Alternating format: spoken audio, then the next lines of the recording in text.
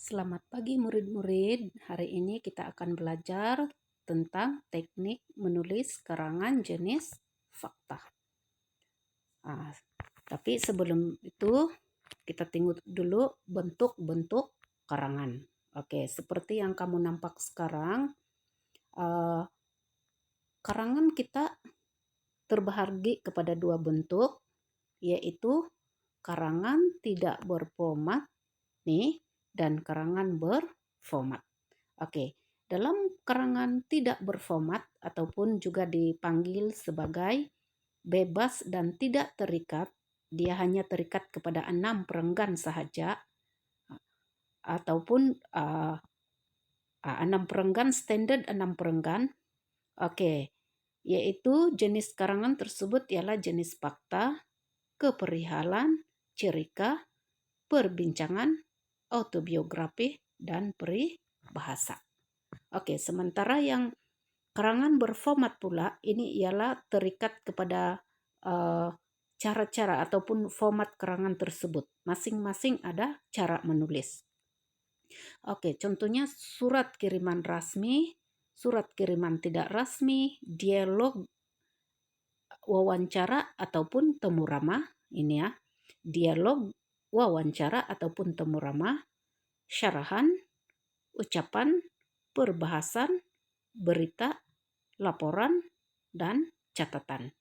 Nah, jadi semua dua bentuk karangan ini perlu kamu kuasai sewaktu kamu berada ataupun sewaktu kamu di sekolah rendah. Nah, jadi ini kita akan belajar nanti. Tiap-tiap karangan ini kita akan belajar sampai kamu boleh buat. Oke, paham kan? Jadi untuk hari ini kita akan belajar karangan jenis fakta. Nah, karangan tidak berformat. Oke, jadi sebelum itu kita tengok dulu teknik kita menulis karangan, apa sahaja karangan. Nah, ini teknik umum dia, apa sahaja karangan. Oke, pertama baca dan fahamkan kehendak soalan supaya karangan kamu tidak keluar tajuk. Seterusnya, garis kata kunci soalan. Nah, sebentar lagi kita akan tengok apa itu kata kunci soalan dan kenapa kita garis. Oke, kemudian buat rangka isi karangan. Rangka isi ini sangat penting. Kalau kamu tulis karangan tanpa rangka isi penting, kamu ibarat berjalan di waktu malam yang tiada lampu. Kamu berjalan terhuyung-hayang. Jadi karangan kamu pun terhuyung-hayang, tidak teratur. Nah, jadi sangat penting. Kemudian barulah dihurai, semak, biasakan diri semak sebelum menghantar. Kemudian barulah dihantar. Oke, itu adalah beberapa langkah ataupun teknik kita menulis apa sahaja jenis karangan. Oke, paham kan? Oke, seterusnya bahagian karangan. Karangan ini ada 3 bahagian. Nah, ini ada 3 bahagian. Bahagian pertama kita ada pembuka, pengenalan, pendahuluan. Sama saja itu. 3 nama makna yang sama. Mesti ada itu. Oke, kemudian baru ada isi. Dan kemudian mesti karangan kamu ditutup. Ada penutup. Jadi ada 3 bahagian. Mesti lengkap 3 bahagian. Kalau tiada salah satu nih, terus kamu menulis karangan isi, itu karangan tidak tidak baik ataupun tidak mantap. Oke, paham kan?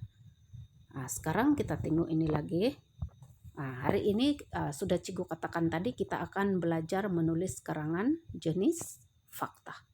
Nah, dalam hari ini kita akan pilih satu tajuk, yaitu seperti yang kamu nampak. Nah, jadi kita ingat kembali tadi, Cikgu sudah bagi tahu dalam langkah atau teknik menulis karangan itu mesti ada garis kata kunci kan. Oke, dalam tajuk ini di sini, oke, pusat sumber sangat penting kepada murid-murid. Nah, kata kunci maksud dia di sini ialah pusat sumber. Mesti karena garis itu pusat sumber. Mana tahu kalau tidak garis tiba-tiba kamu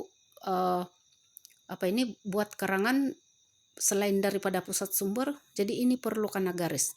Oke, kepada murid-murid. Mesti karena garis itu murid-murid. Mana tahu kamu tulis karangan pusat sumber tapi sangat penting kepada ibu bapak pula kamu tulis. Jadi itu tujuan dia.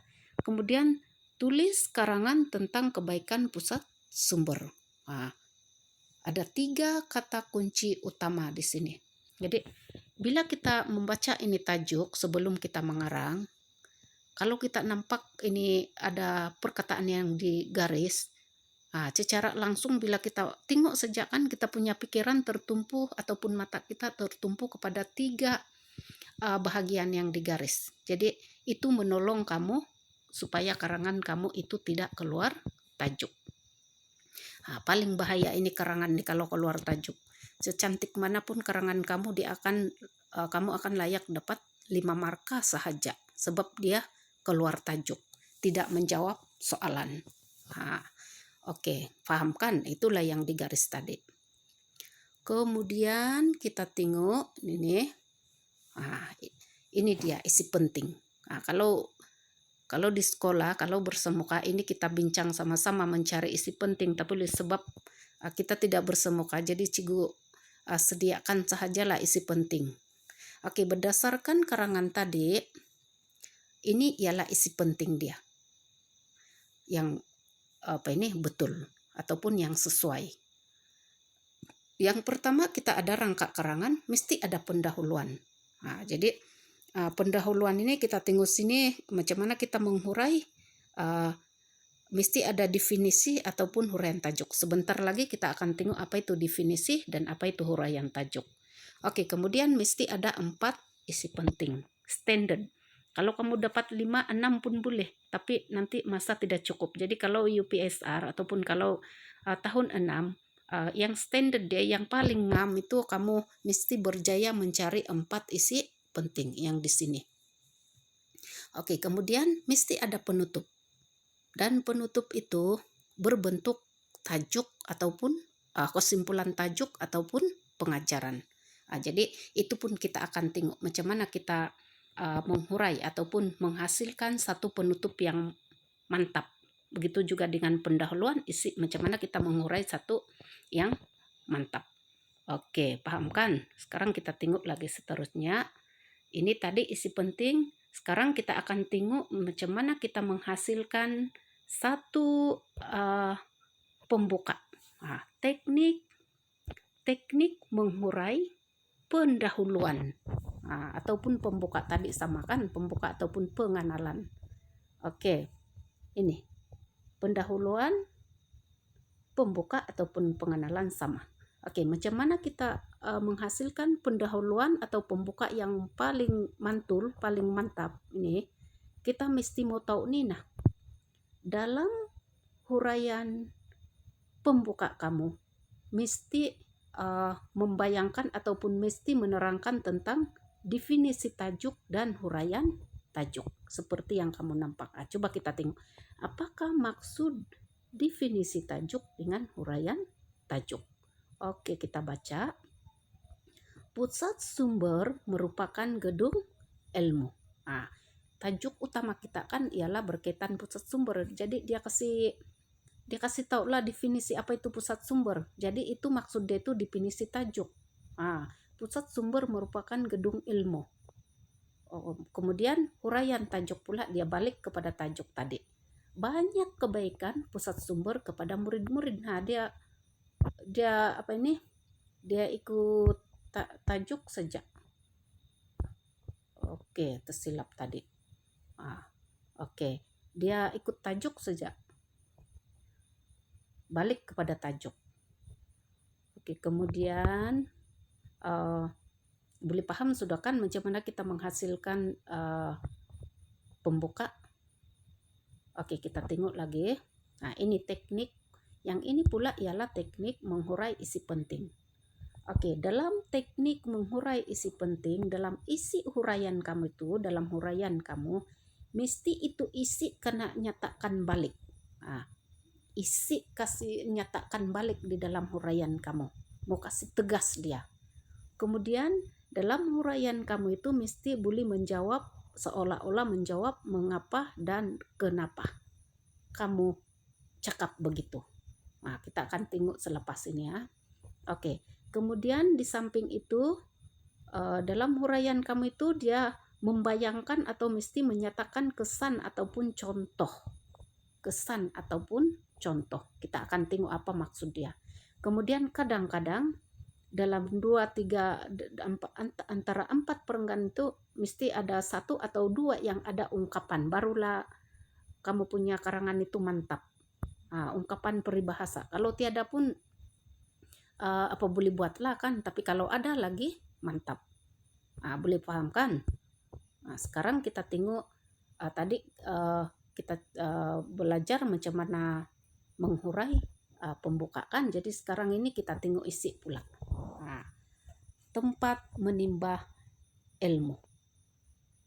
Tempat yang tadi itu isi penting itu tempat ada isi pertama kita tulis ataupun kita dapat ialah tempat menimba ilmu. Menimba itu maksud dia mendapat ilmu. Pusat sumber itu boleh kita menambah ilmu. Kebaikan dia. Jadi inilah huraian dia tuh. Inilah huraian. Ini huraian tadi nih silap pula ini. Oke, ini ialah huraian menimba ilmu. Jadi kita tengok pusat sumber merupakan tempat menimba ilmu. Dia maksud cikgu tadi tuh ada isi. Ulang balik itu isi, kasih tegas balik itu isi yang di sini. Pusat sumber merupakan tempat menimba ilmu. Tapi ini yang ini ayat tidak lengkap kan? Yang ini isi di sini huraian dia lengkap sudah. Pusat sumber merupakan tempat menimba ilmu. Itu isi tadi. Oke. Murid boleh membaca sampai sini. Murid boleh membaca pelbagai jenis buku yang dimuatkan di pusat sumber. Itu dia punya boleh menjawab mengapa dan kenapa. Kenapa kamu cakap tempat menimba ilmu? Itulah dia punya jawaban tuh. Murid boleh membaca pelbagai jenis buku yang dimuatkan di pusat sumber. Itu menjawab persoalan kenapa, mengapa. Itu yang terkandung dalam huraian isi kamu. Oke, seterusnya kita tengok, kita baca lagi. Murid-murid yang selalu membaca buku di pusat sumber lebih banyak ilmu berbanding dengan murid yang jarang membaca buku di pusat sumber. Itu ialah kesan. Bukanlah dia cakap kesannya, bukan begitu. Tapi itu ayat menerangkan kita kepada kita kesan pusat sumber itu tempat menimba ilmu kan. Kesan dia. Kalau dia tempat menimba ilmu apa kesan dia? Maksud dia murid yang selalu masuk di pusat sumber itu dia lebih berilmu daripada murid yang jarang membaca buku di pusat sumber. Ini contoh. Oke, sekarang kita tengok yang kedua pula. Isi kedua kita tadi ialah mengisi masa lapang dengan aktiviti berfaedah. Berfaedah ini maksudnya yang berguna lah. Jadi kita tengok kita ingat balik itu cara menghurai isi. Dia mesti ada isi. Dia boleh menjawab pertanyaan kenapa dan mengapa. Kemudian dia ada kesan ataupun contoh ataupun ungkapan. Jadi kita tengok satu persatu. Dan karangan itu jenis fakta mesti ada untuk membuatkan isi itu ada kesinambungan. Kita gunakan wacana penulisan. Oke, seterusnya koma. Dan ini jarak dari garis sana buka perenggan. Buat perenggan. Yang sini nih Cigo kasih jarak. Ini umpama ini garisan buku kamu. Oke. Seterusnya murid-murid boleh mengisi masa lapang dengan berfaedah. Nah kan dia ulang balik itu isi. Gitulah maksud Cigo tadi. Huraian itu isi mesti ada isi. Kasih ulang balik itu isi. Tegaskan. Apabila mereka ada masa lapang, mereka boleh datang ke pusat sumber untuk membaca buku. Dia punya penerangan, dia punya mengapa. Mengapa kamu cakap tadi boleh mengisi masa lapang? Itulah dia jawaban dia. Ada masa lapang pergi pusat sumber. Masa mereka, coba kita tengok Nina. Masa mereka tidak disia-siakan. Bak kata pepatah masa itu emas.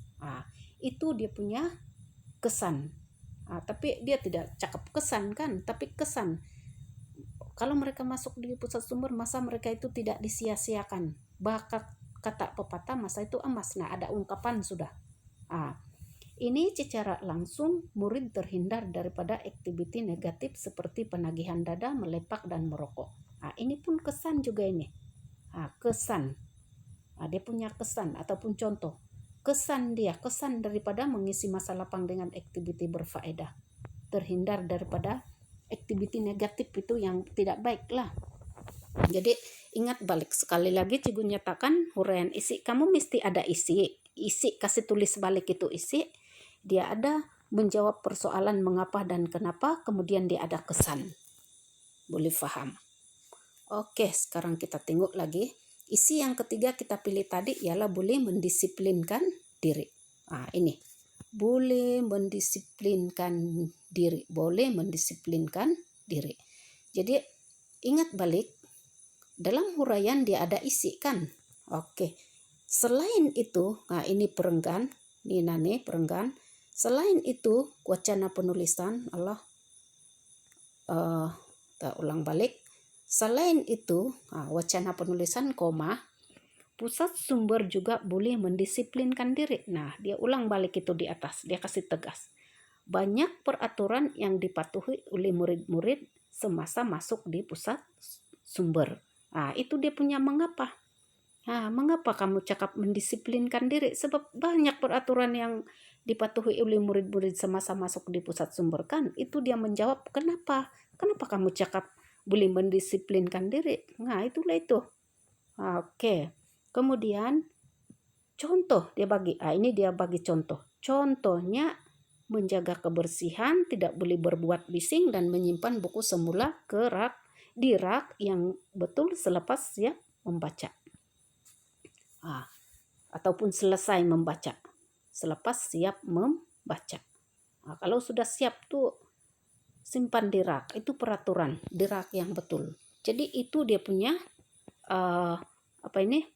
penerangan.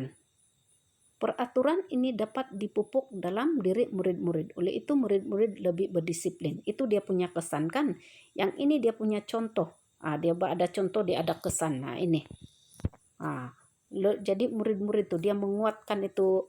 Dia ini huraian kamu itu menceritakan bagaimana itu pusat sumber boleh mendisiplinkan diri. Itulah jenis fakta.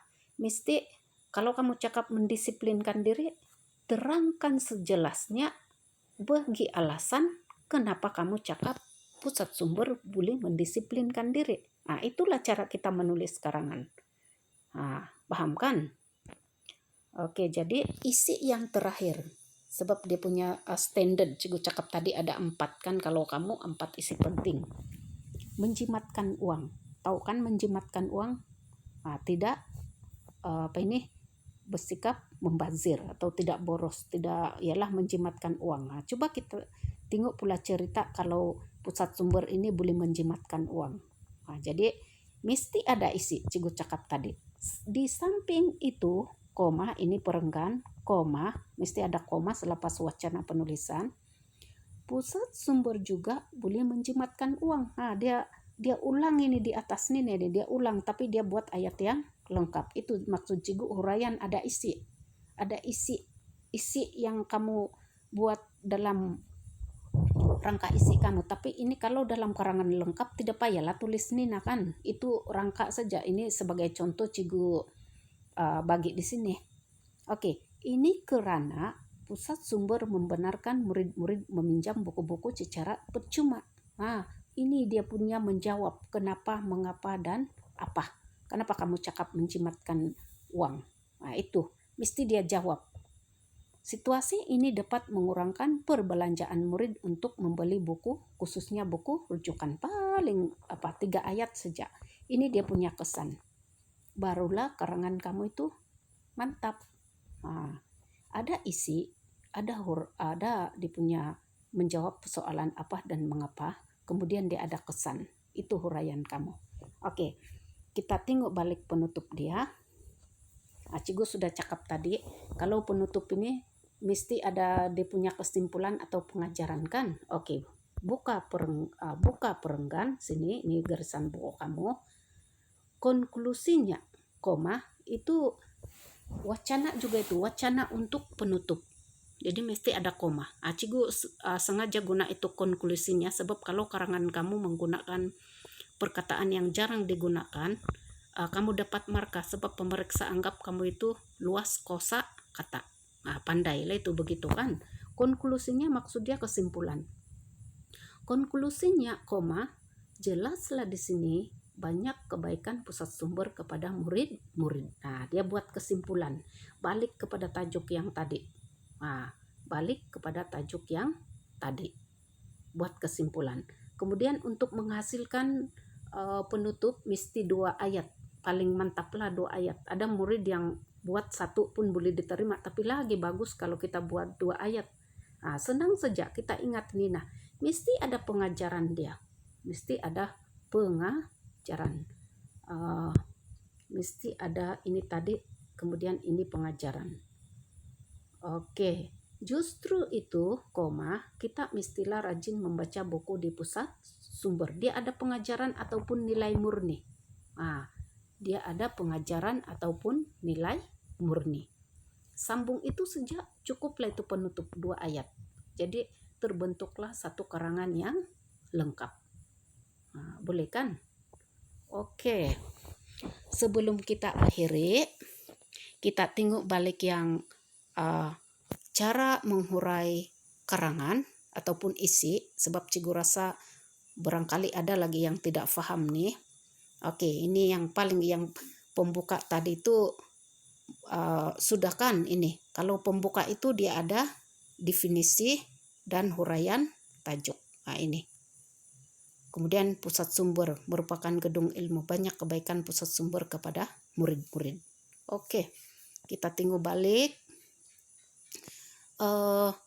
Cara ini, teknik menghurai isi penting, ini yang paling penting. Di dalam huraian kamu, dia mesti itu isi karena tulis balik kan. Tapi ini karena tulis balik, bukan ini yang isi tadi tuh. Ini bukan karena tulis ini ya. Oke, dalam teknik menghurai isi penting, isi itu karena tulis balik untuk supaya dia lebih tegas lagi tuh karangan kamu, itu huraian kamu. Dan huraian kamu mesti menjawab pertanyaan ini. Mengapa? Contoh kalau mengisi masa lapang kamu, kenapa kamu cakap begitu? Dia jawab itu. Kalau karangan tiada menjawab itu, maksudnya karangan kamu itu tidak jelas. Tidak sampai maksud. Oke, kemudian lepas itu dia mesti ada kesan dan contoh. Kesan ataupun contoh. Macam yang kita sudah bincang tadi, ungkapan, peribahasa. Ini kalau tidak dapat pun 1 dalam antara 4 perenggan itu 1 saja pun boleh. Ataupun kadang-kadang murid susah mau dapat ini nih. Tapi kalau kamu dapat ini, 1, kalau dalam karangan, kalau kamu ada kata-kata hikmat ataupun ungkapan peribahasa, karangan kamu dapat marka bonus. Sebab karangan kamu ini menggambarkan kamu ini banyak kosakata, luas kosakata. Jadi ciku harap ini mesti kamu paham. Oke, yang terakhir kita tengok itu menutup, kita ulang balik. Menutup karangan. Oke, kalau menutup karangan ini ada 2 ayat juga. Yang pertama kita buat kesimpulan. Ini kesimpulan dia. Ini kesimpulan. Ini. Dan yang kedua itu nyatakan pengajaran ataupun nilai murni. Nilai murni. Ini ya. Ini terlupa pula ini 1. Oke, pengajaran ataupun nilai murni. Oke, cikgu harap kamu paham. Jadi untuk aktiviti hari ini, kamu boleh, cikgu akan tulis juga di dalam nanti tulis, kamu tengok itu soalan nanti, cikgu akan tulis di grup. Oke, apa perlu kamu buat. Oke, jadi cukup setakat sini saja untuk hari ini. Terima kasih.